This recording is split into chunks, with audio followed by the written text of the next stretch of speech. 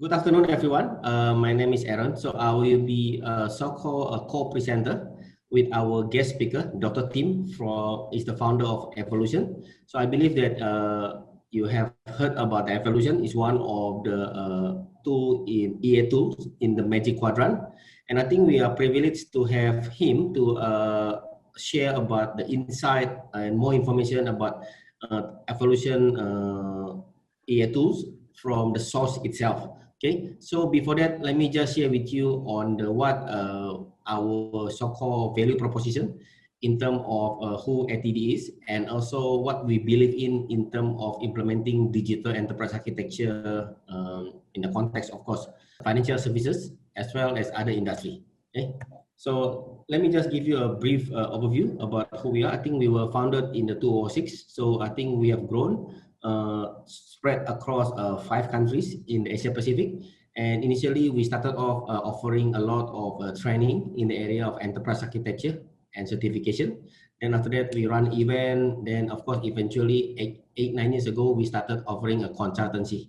That's why I think the partnership with the Avolution, it will strengthen so-called our value proposition, not only for us as well as for our valued client. Okay. So these are some of the certification that we do offer from IASA, or the certification of business architect, information architect, software architect, infrastructure architect, as well as solution architect. And of course, from the open group, like TOGAF, Enterprise Architecture Framework, ArchiMate, as well as TOGAF Business Architecture. And ISACA, all the COVID Foundation, Implementer, and SSL level, as well as DevOps, and also ITIL 4.0 from Excelos.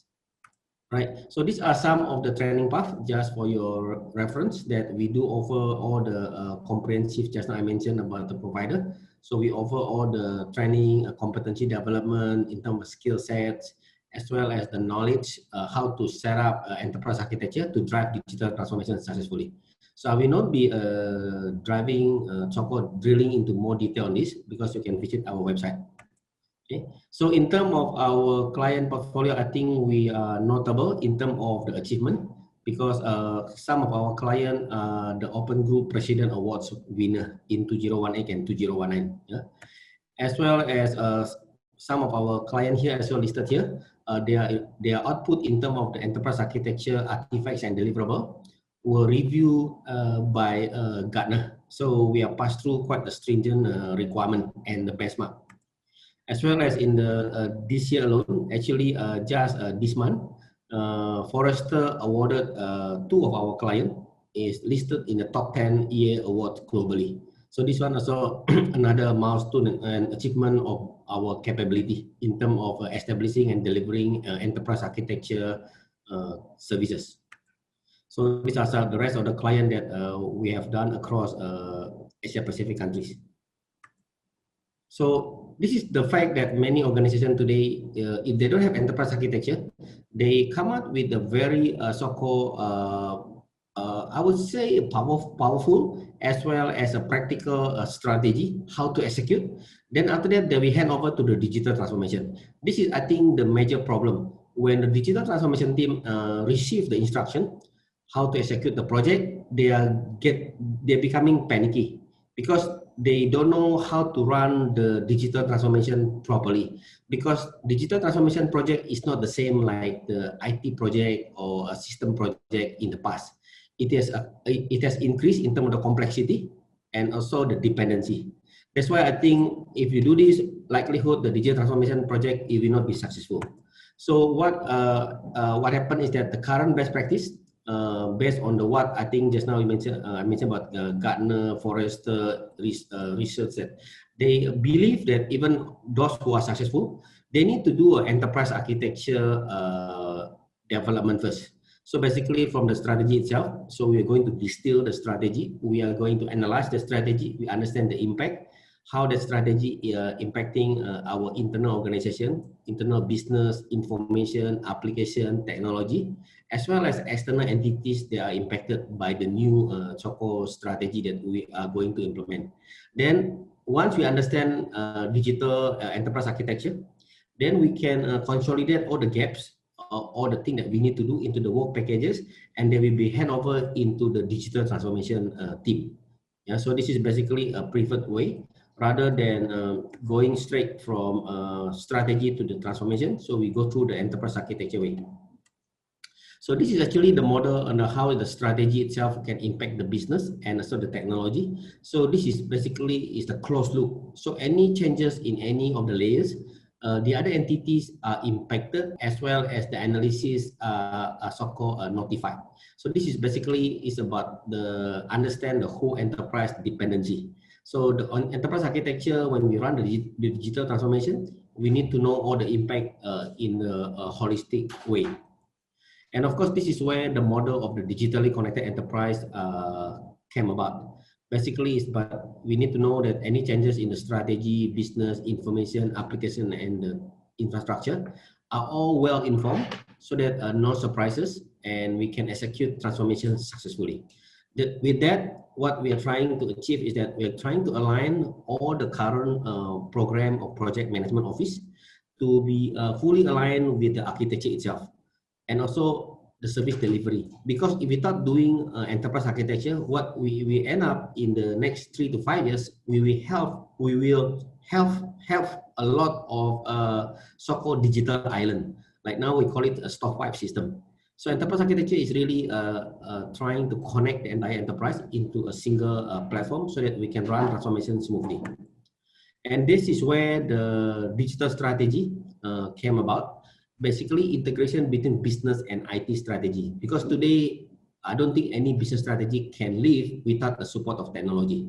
That's why the convergence between business and IT strategy need to be taken place. Then from there, we analyze using the digital enterprise architecture to understand the business impact, information impact, application impact, and technology impact, so that we can manage the enterprise in a cohesive and integrated way. Then once we understand all the digital enterprise architecture gap, then like business gap, application gap, infrastructure gap, as well as the information gap, then we pass down into the digital transformation team to execute the project via project management office. So basically, this is the model that so-called we believe in, and we are already helped a lot of our client to establish this framework properly. So the model basically this is basically an analogy about multiple processes, people, knowledge, capability, and etc. So basically, is in the typical enterprise is very complex, and typically you don't have visibility about what other team are doing, what other division are doing, and what other people are doing. So if you don't have the visibility, or we don't have the visibility, it's very hard for us to do transformation. That's why the enterprise architecture concept of the digital map kicks in. So basically, we need to model between motivation and the strategy layer. Yeah, all these are using the ArchiMate notation. Then after that, can connect and we understand the impact to the business. What are the business entities are impacted?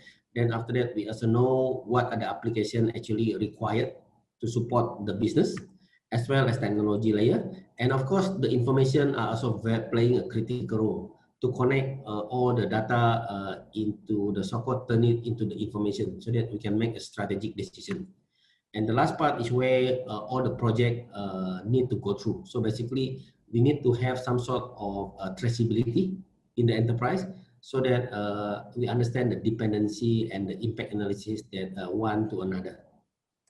Okay, so I think this is just a brief overview on the TOGAF. Yeah, so those of you who have not taken a TOGAF course, so basically TOGAF is basically if you see from the bubble A, B, C, D, E, F, G, H, basically is a rotation. So it is what in the architecture they call it transition. So when you are in the transit, you have not reached your destination, and you will never reach your destination because the enterprise keep evolving, getting better, improving. The capability increase and etc. So is where the rotation between the phases of A, B, C, D, E, F, G, H continue. Yeah. So basically, if I can give you a summary in terms of the preliminary, basically this is where we need to get the management buy-in. We need to set up the so-called the governance. We need to understand the so-called the principle that we need to apply.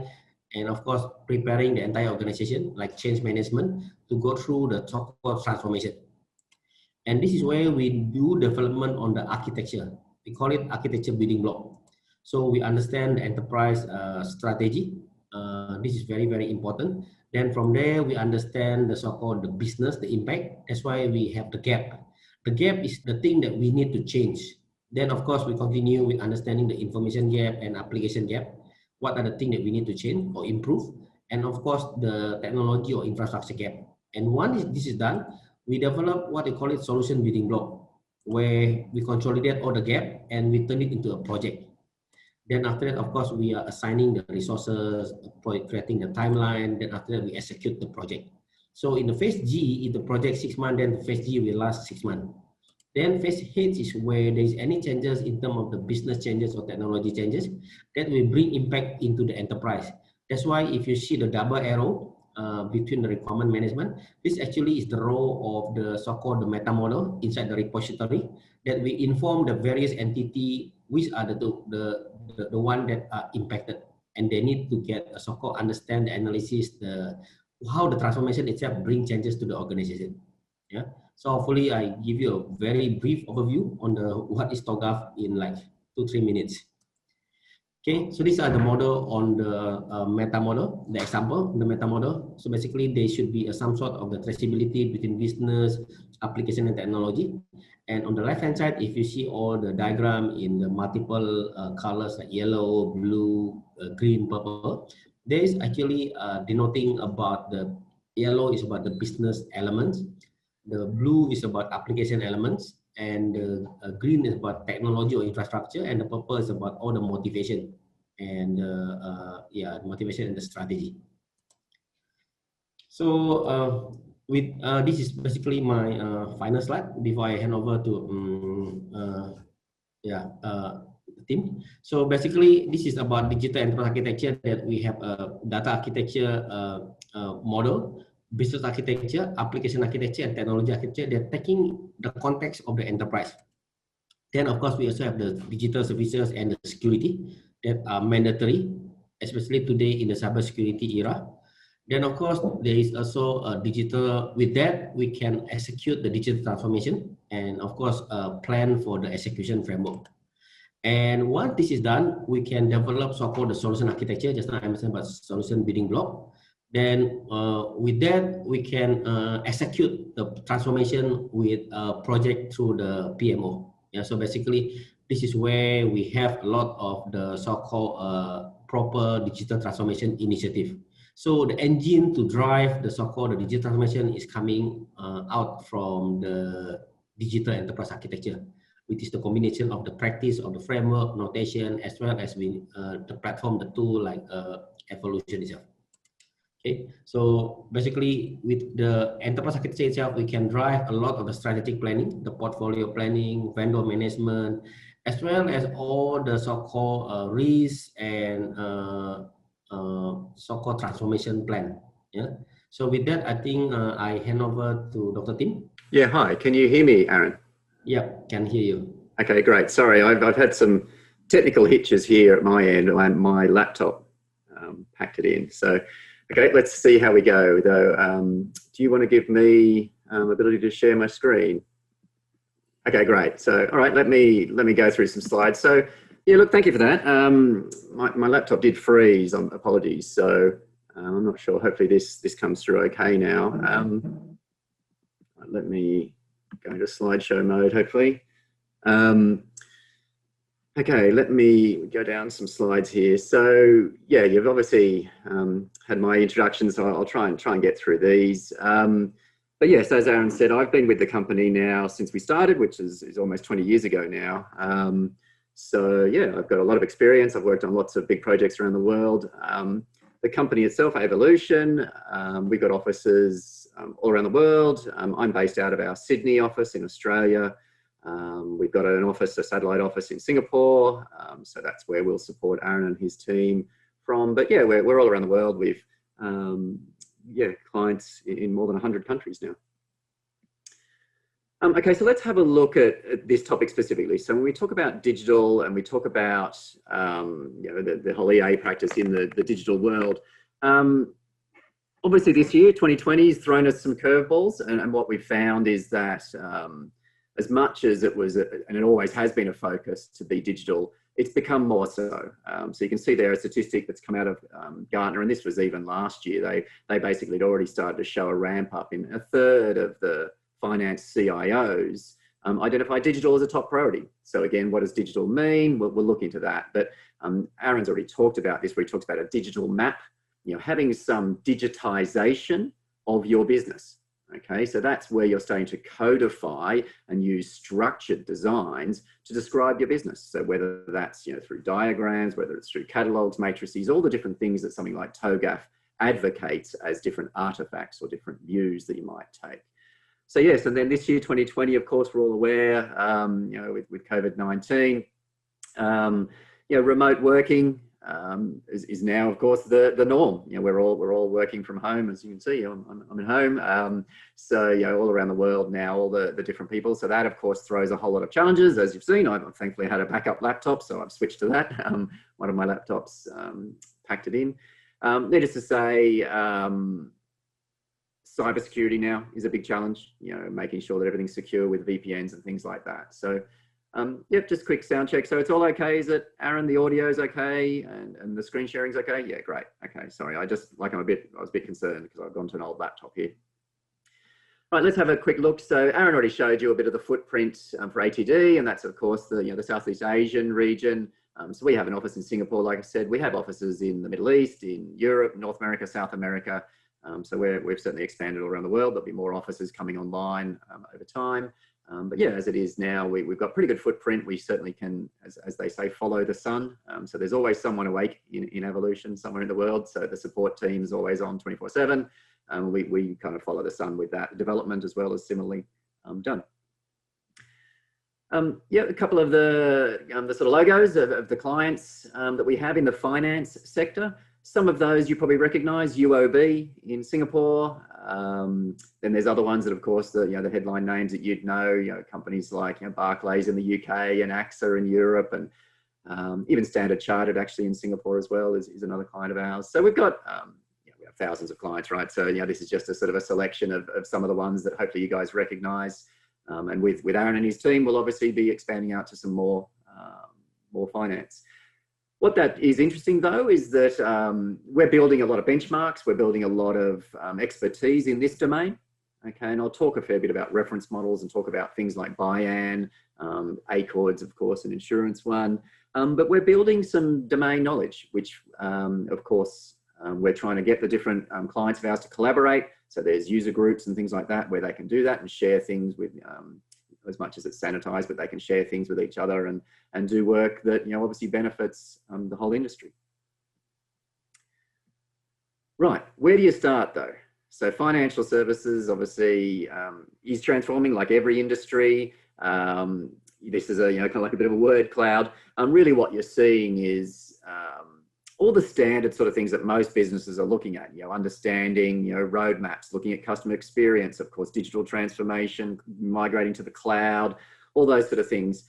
What we've learned, I've been doing this for enough years now, is there's a phrase which is, don't try and boil the ocean, right? So don't try and do everything. Pick a few use cases, indeed pick one use case, which already has buy-in from the business stakeholders, which as Aaron said, technology underpins every business strategy. That's a fact of life, and it's more so now. So pick a use case that you already have some sort of traction with and apply the enterprise architectural rigor to that. Get yourself a quick win. You certainly want to have some success stories to talk about. Within 3 to 6 months, you should absolutely be delivering something of value that quickly. You probably know through Gartner, they talk about time to value as one of their metrics, and we always come out #1 with that. Number of reasons I won't go into today, but really try to deliver some benefit very quickly. Okay, the business is impatient, like everyone. So needless to say, pick a use case that is actually I won't say easy, but has some traction already. Something that an enterprise architectural approach will benefit and give some rigor and some quantitative guidance to. Couple of case studies, some success stories. So these again are companies that I presume most of you have heard of. So the MAN Group is a big investment group based out of Europe. So they've done a lot of application work with Abacus. So they need to look at assessing applications and deciding on the roadmaps for them and things like that. So all these are well documented case studies we can provide to you. If you drop Aaron an email or myself, I'll give my contact details at the end. And we can give you these. I think these are available through the website as well if you want to go to our site and download them. KLP's a big pension provider in Norway. They're the largest one there. So again, they had particular ideas around governance, you know, and there was, of course, all the, you know, the GDPR stuff that came out of Europe. I presume you guys are all familiar with that. So, yeah, the whole interesting side around data privacy. So, yeah, they needed to have some quick ways that they could provide information to people when they requested it. So there's all different regulations under that. First Interstate Bank in the US, again, they're very tightly integrated. It's a small architecture team, but they're very tightly integrated with the business.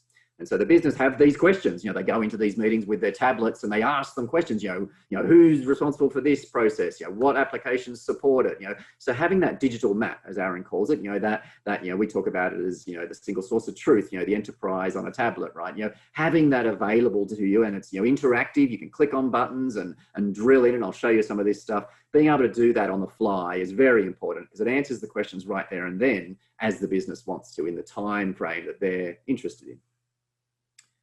Okay, so yeah, specifically financial services. What do the EAs need in the financial services industry? So we use this phrase, it's about end-to-end connectedness.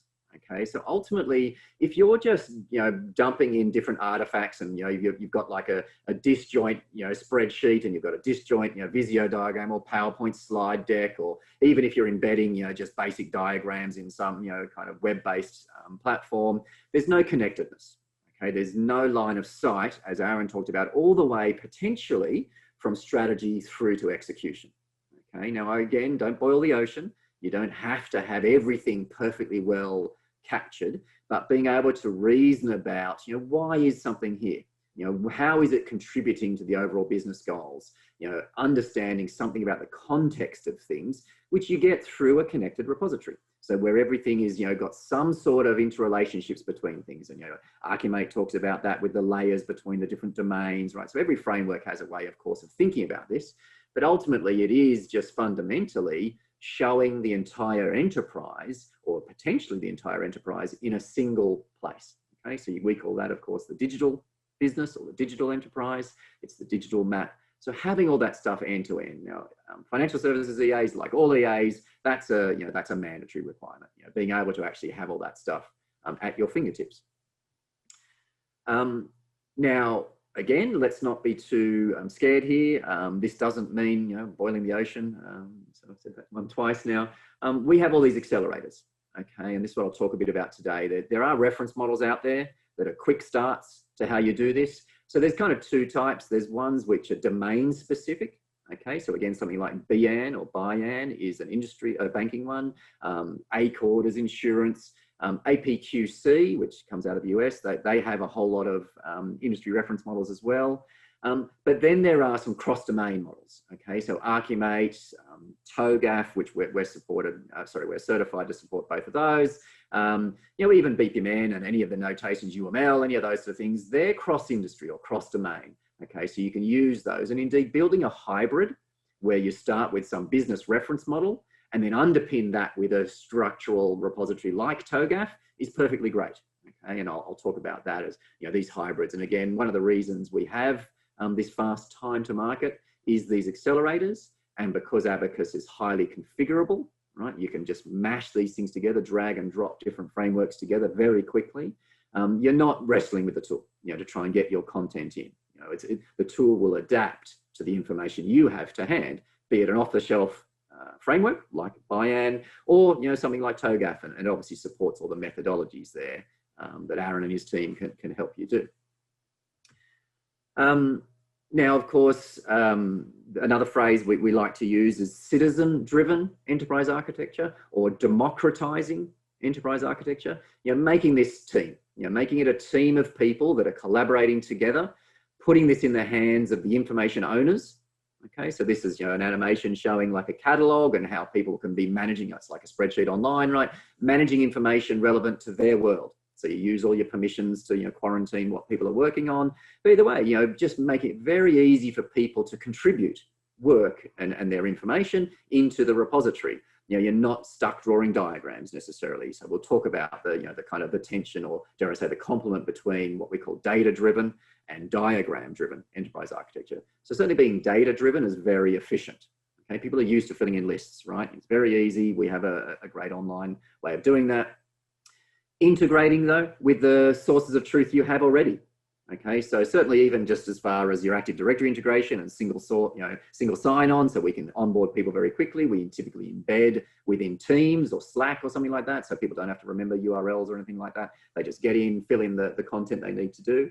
But integrating with other repositories you might have. So whether you've got all of your servers in ServiceNow or something like that, whether you've got content in SharePoint, pulling in things like that to build a repository quickly, and of course collaborate on it and keep it up to date. The worst thing you can have is that dinosaur, that repository that was last touched 5 years ago and is completely out of date. This is a living, breathing artifact that people should be using. Okay. Now, of course, if you've got lots of content, you do need to segment that, and you need to make it role-based. Okay, you need to give people a dashboard. We call them the dashboards, collections of portlets. You'll see that, which basically is content relevant to them. So TOGAF gives you a lot of guidance about stakeholder management, what views are of interest to stakeholders. So there's a lot of work out there that can help you shape the dashboards for people. We, of course, have dashboards off the shelf that we can use. Essentially, a dashboard is something that should be trying to answer a question for somebody. Okay, so we talk about them as either mission-based, so they might be doing like an application rationalization or a GDPR piece of work. They might be role-based, so you might be an application manager, so you need to see your world, right? So there's different ways. There's project-based dashboards where people are obviously contributing content relevant to their project, and that's a way of sourcing information. But either way, these self-service dashboards, they're dashboards that people get. It's like their start screen. It's what they use. They just fill in things and they edit a diagram, update a catalog, whatever it might be, do some impact analysis, and I'll show you that kind of stuff.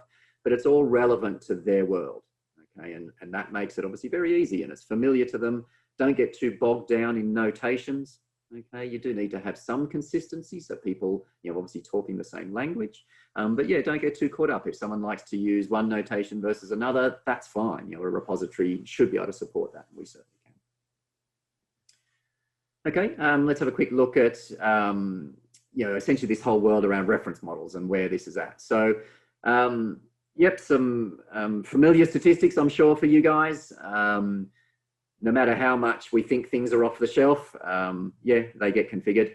So certainly the statistics we have are better than half of off-the-shelf things almost gets configured still, right? Abacus is the same. We're an off-the-shelf product. You can use it on day one using one of our standard accelerators and our standard reference models. But because it's configurable in your hands, you will spend time adding a new field, adding a new notation, tweaking the dashboards, doing all that yourself. So, obviously, giving you control over your own repository is very important. And, Aaron and his team have the expertise to be able to do that configuration for you and help you shape a repository that answers the questions you guys have.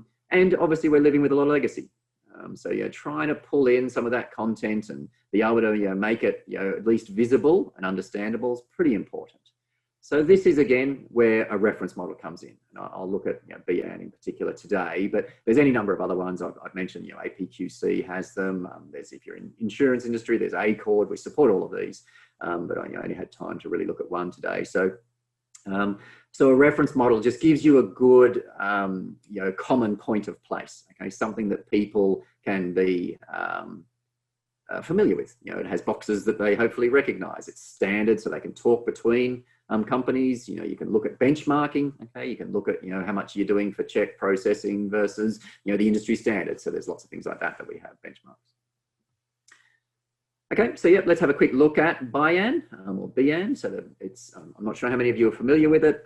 If you're not, it's all freely available online. Go and have a look. It's bian.org. It should be easy to find. So yeah, look, essentially it's a collection of best practices. It has a lot of content, and I'll show you some of this. It has thousands of objects well reasoned in there, which we of course support and you can use. It is a membership-based organization though, so while we can support it and we provide it, you do need to be a member of BIAN, which isn't expensive, so certainly I'd encourage you to join to be able to make use of it and things like that. So and obviously they want you to contribute and give your perspective on things and tweak things. So it's pretty active in its refresh cycle. So they're at version 8 now, and that actually came out about a year ago. So they do tend to come out every kind of 1 to 2 years. So certainly it's continually being refreshed. Now, every company who adopts it ends up configuring it and changing it as well. So ultimately it goes through a standards process where they accept some of the modifications that people have done. So it has essentially a service-oriented architecture philosophy behind it. So they have what's called the service landscape, and I'll show you this in Abacus in a sec. It's essentially a hierarchical, functional model. Okay, so it starts with what they call business areas, then business domains, and then goes down through to service domains. Okay, so it's many layers. I think it's 4 at least layers, and there's over 300 service domains that they define. There's then processes that are aligned with these service domains. There's a basic organizational structure that matches the service domains. So really what you're looking at is that, that business architecture is reasonably well put together.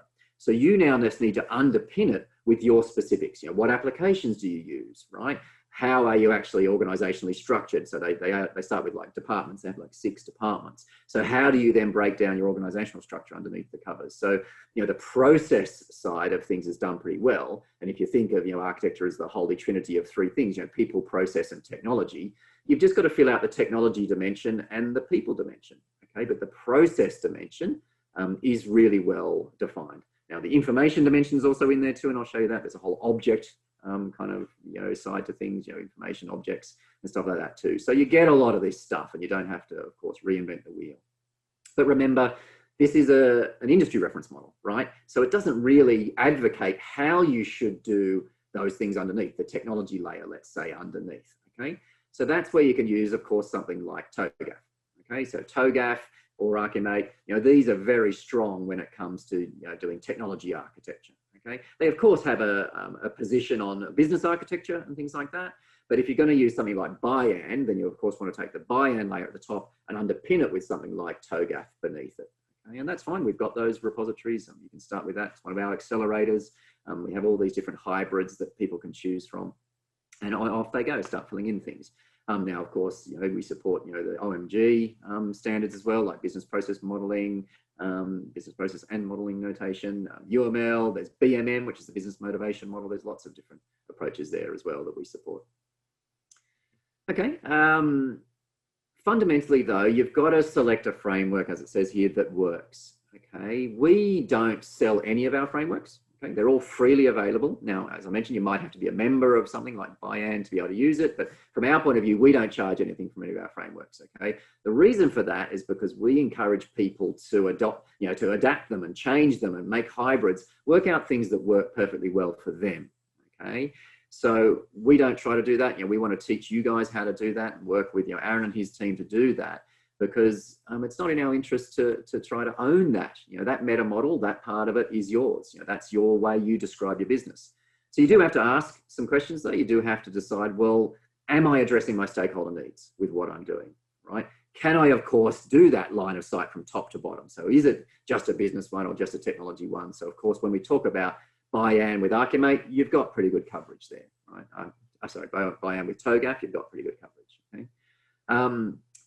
There's a maturity concept that does need to sort of flow through this. When you start off, you want to start simple. And I talked about doing something of value quickly, within 3 to 6 months. So you certainly don't want to be, starting off with an application register that's got 50 columns and, filling in your thousands of rows. That's too much. You don't need to do that, right? Start with a very simple application list. And of course, you've probably already got it in a spreadsheet. So just import it and that's fine. And then, make it a live sheet in Abacus as a catalog. And of course, Abacus is future-proof. It's all very configurable. You can change anything you want. We're never going to box you into a corner in how you represent things. You can refactor meta models on the fly. It's very simple to do. Now, of course, it has pervasive effects, so you've got to do it with caution, and there's whole governance process behind that. But it certainly can be done. There's the Spider-Man one-liner, which is just because you can doesn't mean you should. With great power comes great responsibility, right? So there's a lot of power there, but you do have to be cautious about what you do. But you can. Okay, just a quick little sort of position statement on how we see this, data-driven versus diagram-driven. You'll hear a fair bit in the market from different vendors of those two camps, and we could happily plonk some competitors' logos into those two sides there. So newer to the market are some new entrants that talk about being data-driven. okay? And they, they're all about, list-based stuff and whatever tabular information and stuff like that. And they're usually very weak in a diagrammatic sense. They can generate diagrams maybe, but they're pretty weak. The historical tools are much more stronger in the modeling and the diagramming side of things, okay? And they, a lot of them came out of just drawing tools, right? So we've been around for 20 years, right? We've been doing both of these. The research we did back in, the last, before 2000 was all about, how can you obviously build a single repository that has all these different types of views, whether they're catalogs, whether they're diagrams, doesn't matter. What we want to be able to do is analyze the information that's there, do roadmaps, do all the different value add you get by having a digital view of the business. And we've been doing this for 20 years, right? We've got the best of both worlds here. If you certainly want to be diagram heavy, that's fine. If you want to be data heavy, that's fine. We of course think you should do both, okay? And then exploit, we've got machine learning, right? We've got no code analytics, we've got lots of really cool things that go on top of that really pulls those two different perspectives together. So that's just my kind of, my kind of caution is, be careful. Don't be sold the diagramming dream or the data dream. Obviously be sold both. There's no reason not to have both, and we offer both and have for forever. That's how we started 20 years ago. A couple of quick sort of example dashboards. I'll show you some BIAN ones. So these are just generic ones. This one's really just showing you fundamentally the result of some of the finance algorithms we have. So, we practice what we preach, and we work in the financial services industry. So we have algorithms that can do, total cost of ownership and, different technical debt calculations and enterprise debt calculations. So we have different, monetary algorithms. There's a couple of animations going on here, but, ultimately looking at different scenarios, you can see the 4 different $9 billion numbers there, looking at different scenarios so we can have multiple states of the repository and then compare the same set of metrics across different states. Okay, so you can look at options. You can say, well, what if we did this or that? Cost it out, right, by running the algorithms. And they're just continually running. We have an algorithm engine that's just continually running, doing the different analytics that you might design. And again, that's all done through no code, which I'll show you a bit of later. But yeah, fundamentally using metrics to make decisions. So this stuff doesn't have to be qualitative. It can also include, of course, a qualitative dimension and the different aesthetics about how you might design something and diagrammatically. But don't turn your back on metrics. Numbers are very important, with all the caveats of measurement theory, which I won't go into. But don't confuse precision with accuracy. Just because we give you an answer to, like here, these nine significant figures. There is some variation on that. It's not necessarily accurate to 5 decimal places, right? Yep, a little quick animation about our no code stuff, and again I'll show some of this in the demo. Yeah, look, essentially, we want people to be being quantitative about this, right? So we put a lot of work into building this and putting this into your hands, okay? So we don't have to write these algorithms behind the scene. They're not hard-coded into Abacus, mysterious black boxes. We no-code these. We provide them to you. There's a whole library online. We have a whole community where people share their algorithms, and you can go in there, contribute your algorithm, download algorithms, apply them to your repository, okay? So algorithms should be a commodity that's shared around, okay? Companies will tweak them and customize them to be specific to their own business, and you might want to keep that as some some valuable IP that you don't share. But fundamentally, this should be in your hands. How do you work out what is risk? How do you work out what is security? How do you work out what is cost? We can give you a starting place and give you a no-code algorithm, but you should tweak it. We definitely believe in transparency. Right? We've got a whole graph database. We don't hide anything. Nothing's encrypted. And you guys can see everything that's in there, with all the security side of things, of course. But likewise, all the algorithms, they're all perfectly transparent. Okay, we give them to you. They're no coded, so you can see and tweak them and change them. So you don't have to live in a bit of a black box. Trust is a very important thing. I did a big presentation about trust recently. But you're going to, when you're working with business stakeholders, they're going to want to trust your recommendations. Okay, so the best way to build that trust is to be transparent and say, look, this is the algorithm we've used, and here it is. There's nothing mysterious here. If we've done something wrong, let's find it, let's change it, right? So you obviously can tweak things and get them to be right. It's not just a mysterious black box. There's also a whole topic to be had about hybrid analytics. Okay, what I mean by that is merging deterministic and non-deterministic analytics. Okay, so a no-code algorithm is a deterministic algorithm, right? Yeah, you give it a single set of inputs, it'll give you the same output each time. We have a whole machine learning dimension to Abacus, okay? Whole AI dimension. So the machine learning can produce numbers and insights as well. So you actually can harvest those two things into algorithms. Okay, so you can build up things. And I'll talk about this, how you can kind of make suggestions. And this is the important thing, is the tool will suggest something. That doesn't mean you should necessarily adopt it. Okay, so ultimately it's still an architect's decision. You know, what should be done.